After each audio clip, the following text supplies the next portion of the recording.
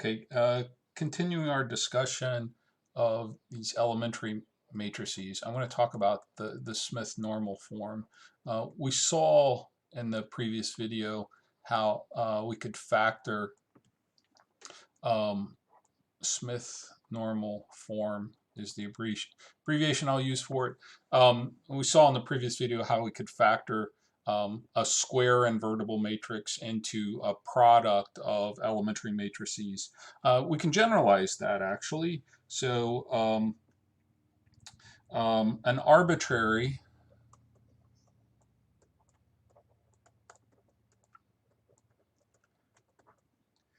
m by n, so the matrix doesn't have to be square, matrix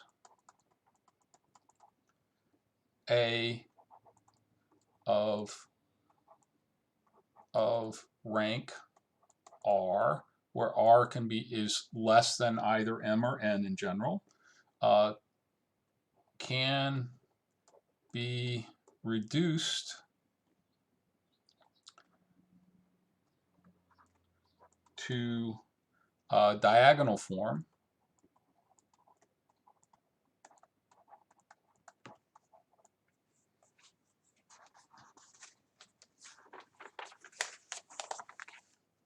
like this. So this is a block matrix representation where we've got an identity matrix of dimension R, which is the rank of A, so it'd be R by R, and then enough zeros to produce an m by n matrix. And so we pre-multiply or left multiply A by U and right multiply some matrix, multiply that by a matrix V, and this is called the Smith normal form of the matrix. Notice this is not an invertible matrix here. Well, it's not square for one thing, but even if it were square, it's not a full rank, so an inverse wouldn't exist. But the way you come up with the U and V matrices, we reduce A, which has m rows, so we have to append an m by m identity matrix. So we use row operations to reduce A to the reduced row echelon form of A. And then the identity matrix will become this matrix U that makes up that's a term in the Smith normal form, where R is the reduced row echelon form of A. So again, we've done that before. And we get the V matrix by then taking R transpose. Now, R is going to be of the same size as A, so it'd be m by n, but R transpose would have n rows, so we augment that with an identity matrix of dimension n by n, and then we can reduce R to this special form where we've got an identity matrix here in the upper left and zeros elsewhere, and then In becomes V transpose. Okay. Now this particular factorization up here, since U and V are just correspond to performing elementary row operations, they are invertible. Okay, so that this particular process actually leads to a factorization of A, where we could write A as U inverse, left multiply both sides of this by U inverse, and U is invertible, IR 0, 0, 0, and then V inverse. Okay. So let me just illustrate this process with an example from the textbook. So let's look at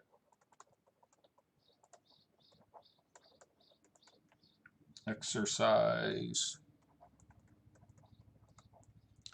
2.5.12a, where the given matrix is non-square. It's 1, 1, minus 1 in the first row, and minus 2,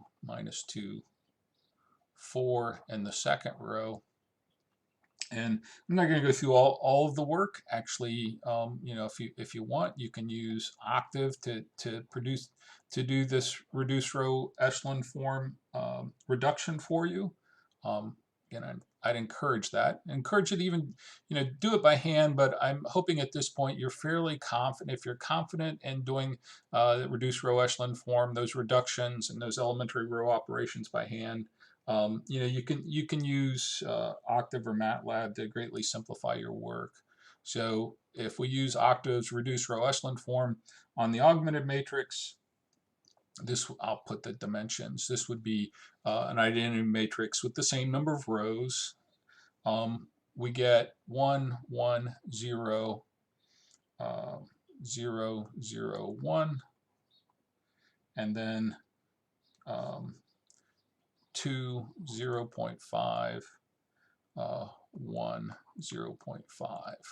Okay, so this is, using our notation, this is R and U.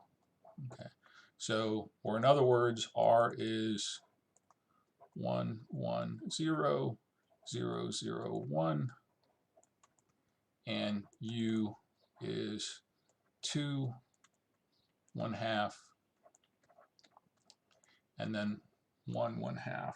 Okay, and then now to get the corresponding V matrix, we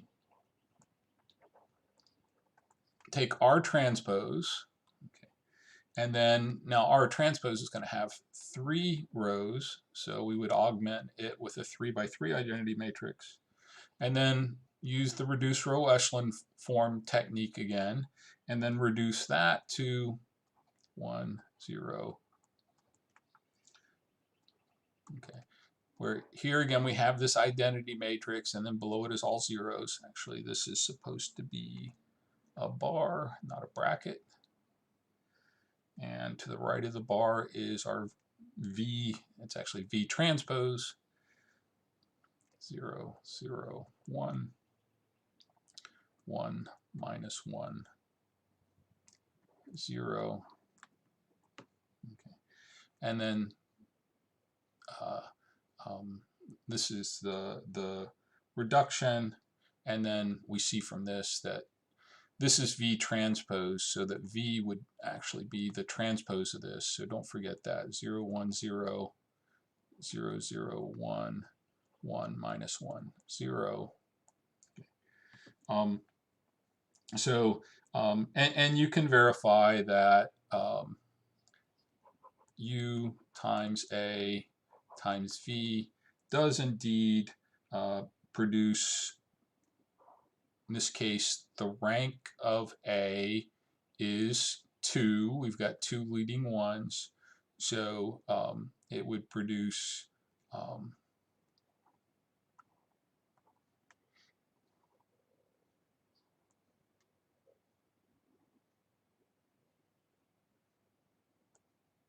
this matrix, and you can also verify that A is equal to U inverse times